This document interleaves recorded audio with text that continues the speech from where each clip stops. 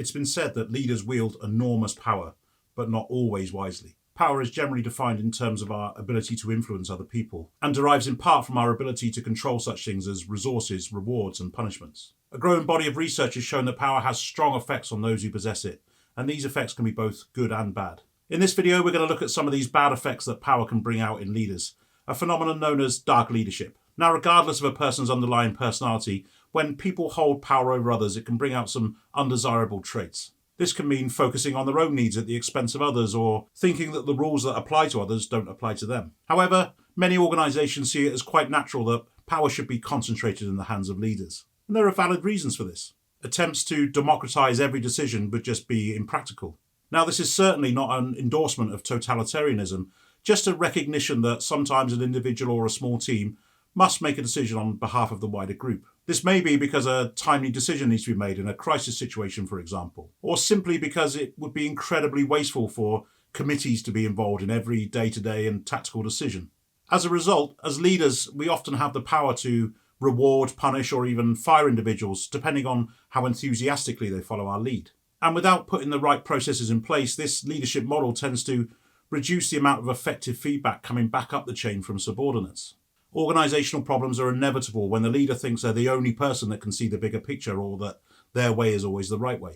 Some leaders may even manufacture events and circumstances and generate high levels of uncertainty in their teams by not maintaining and encouraging an open and transparent culture. And they do this simply to further serve their own needs. And they often do this by creating a compelling vision which will resolve an anxiety which they themselves have created within the team.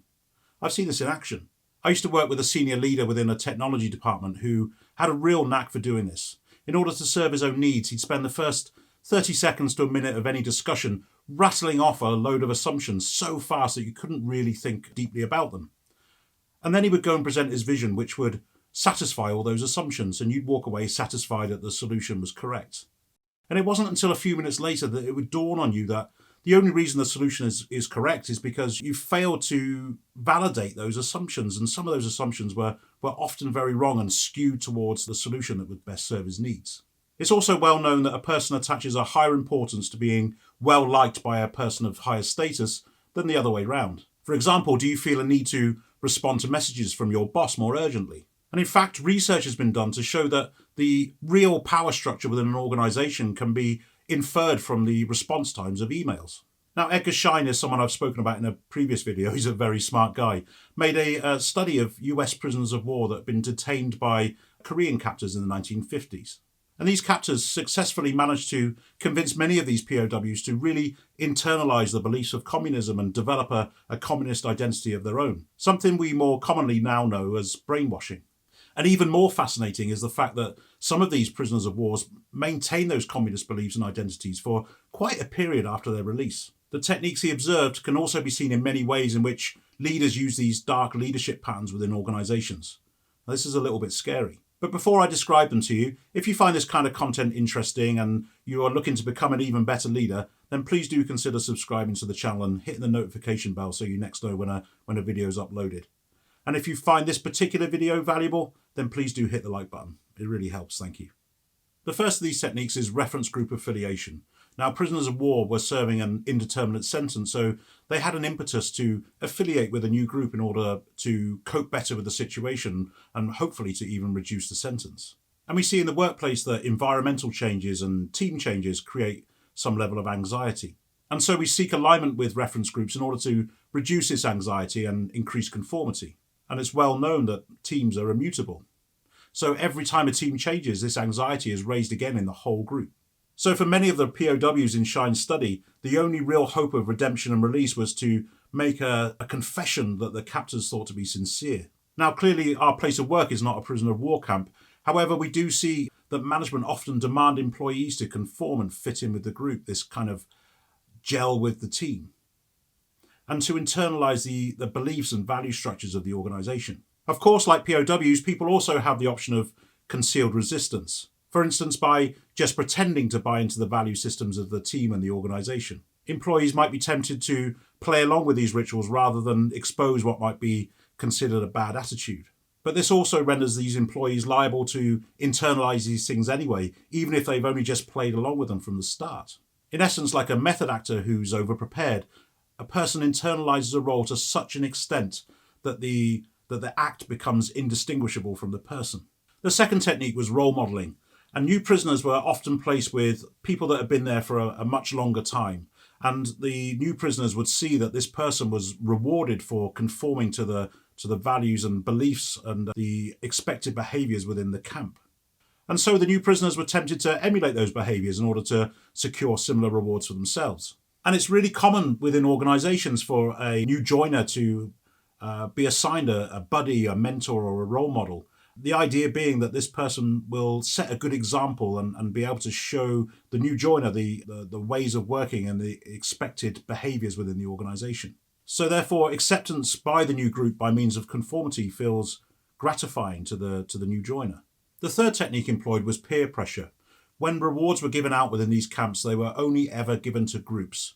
This meant that everybody within that group felt a real desire to conform in order that the whole group could be rewarded. But peer pressure works on all levels, and we can see a parallel perhaps in modern workplaces where we have lots of process management and reporting systems. It could be argued that peer pressure is increased on an individual who's living under these systems because their performance is measured as part of their team. And some criticism was levelled at the Toyota production system, which has formed the foundation of many of the agile and lean processes that we use in organisations today because of their tendency to describe a code of conduct or behaviour to which everybody must comply. And it's clear that within an organisation, the culture itself is another form of social control and peer pressure. Technique number 4 was alignment of identity. And this involved the guards at the prisoner of war camp, the captors, really repeatedly pushing their message towards the new prisoners until it was internalised by them. And modern workers are really asked to buy into the strategic vision of the company that they work for. And conformity to this vision and the values of the organisation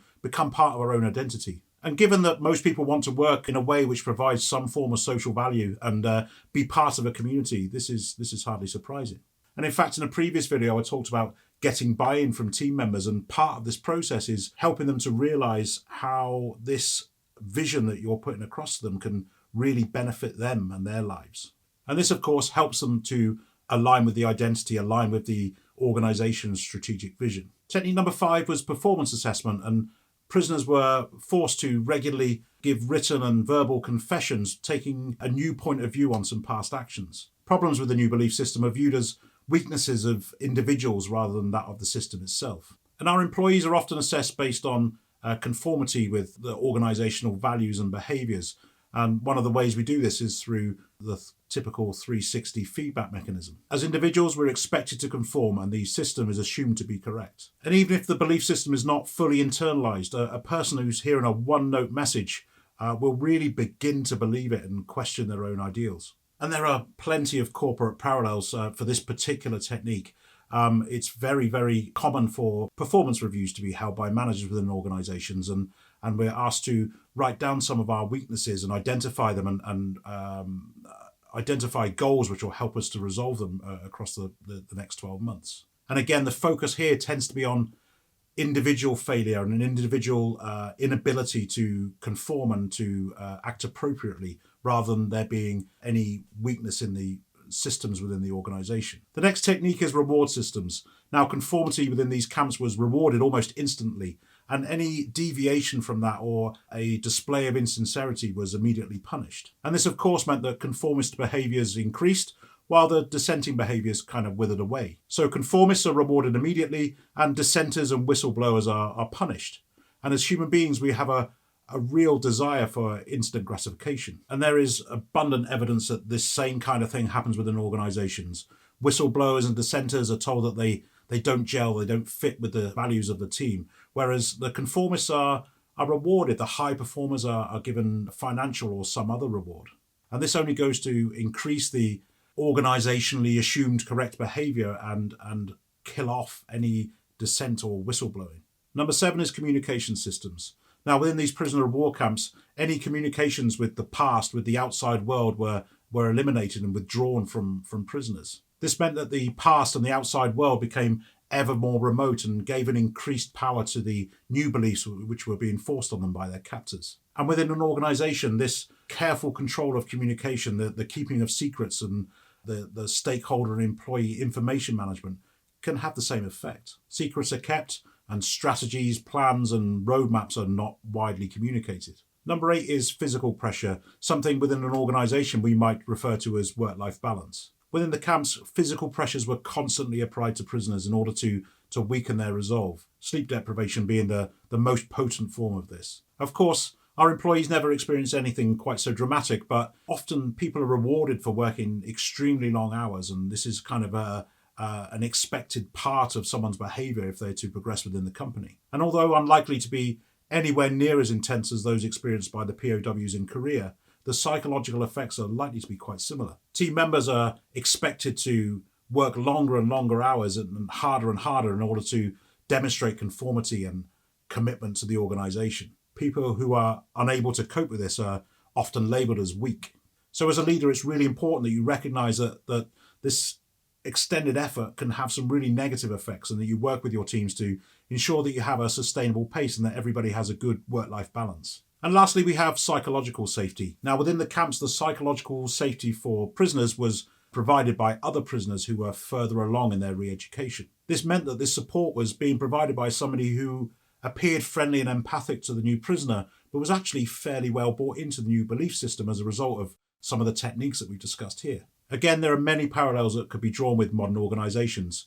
For instance, teams are very commonly constructed of a mix of inexperienced and much more experienced team members. And one of the key tasks of the more senior members is often bringing the newer, inexperienced team members into the team's culture.